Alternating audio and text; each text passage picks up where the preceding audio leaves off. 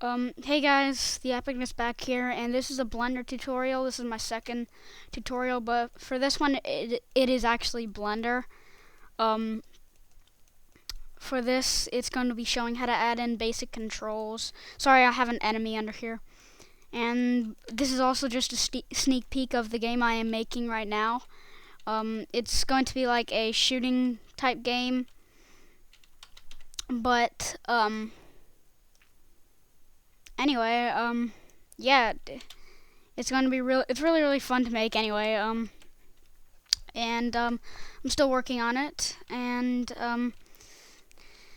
yeah, on the other one I messed up on it, and so I decided to create another one, and I'm gonna get some enemies to shoot at you, and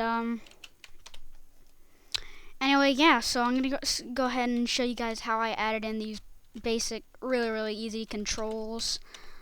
Um, so yeah, let's get started. Alright, so I have a new file, and I'm going to go ahead and press SZ and move up this cube, then move it up like this. Then I'm going to go ahead and press A to select everything, or once or twice. Then hold Shift and deselect the cube and press X and delete. I'm also going to size this up a bit down because that's a bit big. So I'm going to go ahead and press Shift A, Mesh, plane, and then size it up to about the size of the grid.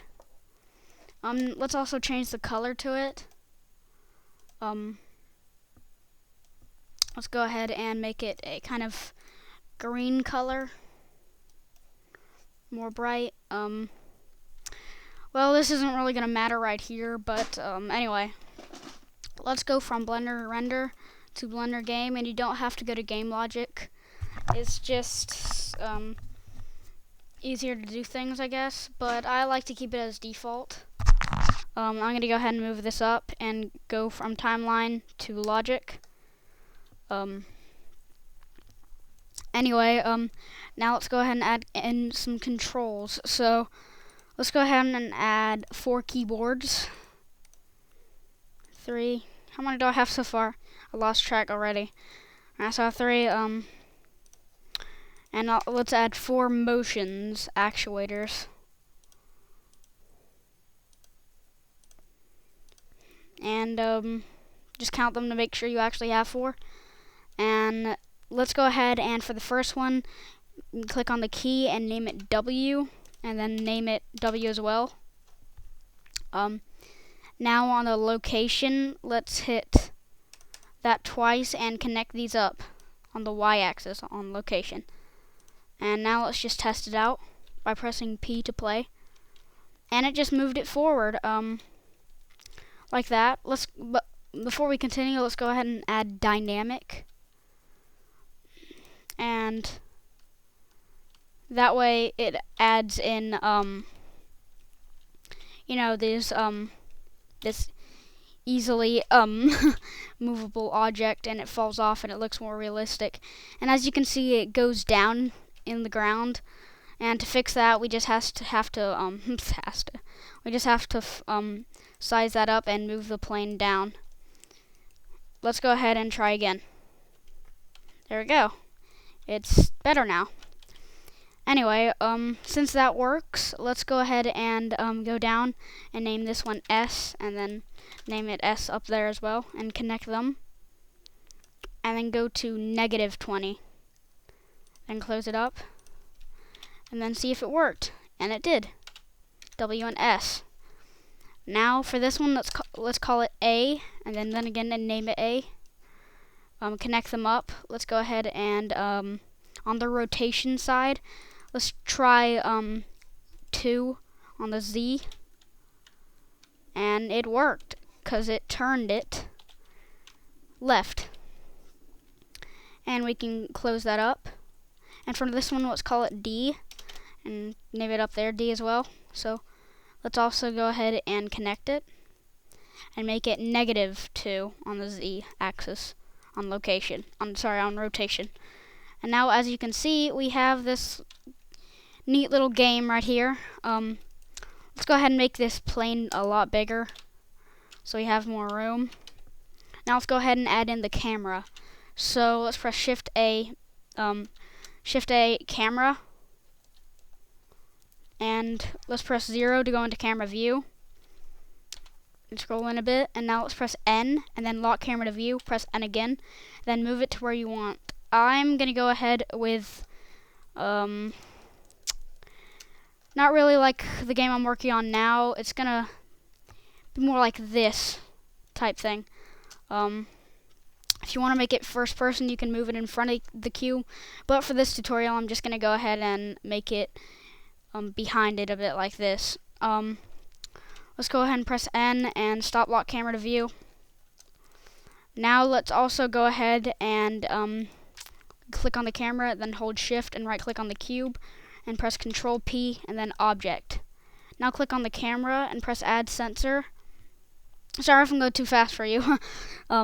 Press Add Sensor, and then let's go ahead and click Always. And let's add an actuator and call it Scene. Well, it's already called Scene, sorry. And then change it from Restart to Set Camera. Now let's connect them up. Now if we press P to play, our camera moves around with the cube. Now let's go ahead and change the color of the cube to a red color, and brighten it up a bit. Now if we press play, everything is extremely bright and it might hurt your eyes.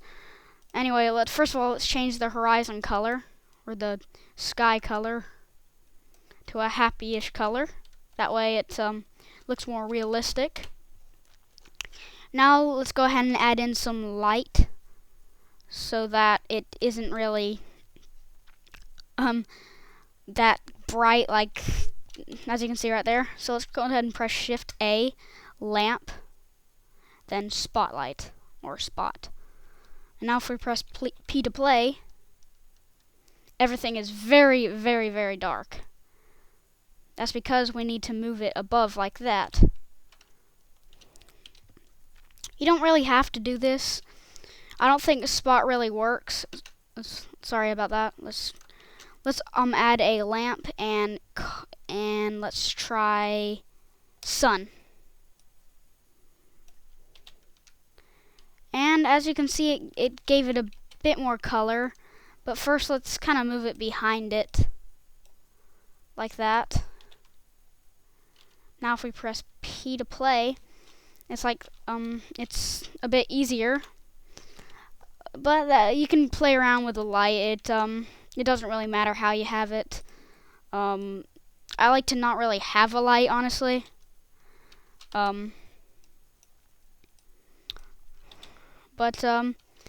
Yeah, over here it's better. It actually looks pretty good over there, so I'm gonna go ahead and keep it like that.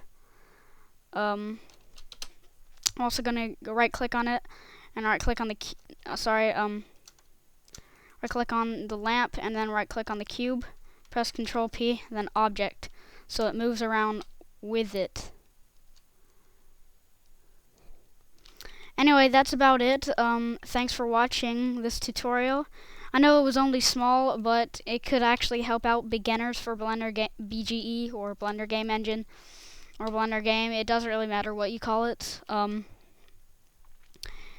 Anyway, Blender's kind of like Unity.